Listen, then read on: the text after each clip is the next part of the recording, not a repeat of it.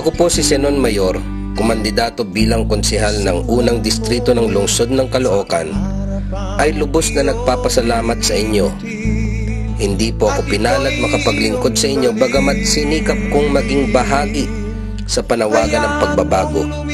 At kasabay nito ay ang pag-asang ang katulad ko ay makakapag-umpisang maging kinatawan ninyo sa pagsusulong ng mga programang tunay na magtataguyod sa kagalingan at karapatan ng Maralita. Hindi natatapos sa kabanatang ito ang panawagan para sa pagbabago.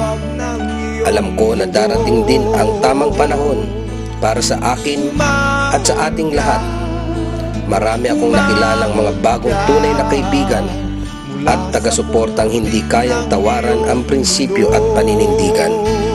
Sa inyong lahat, ako po ay lubos na humahanga at nagpapasalamat.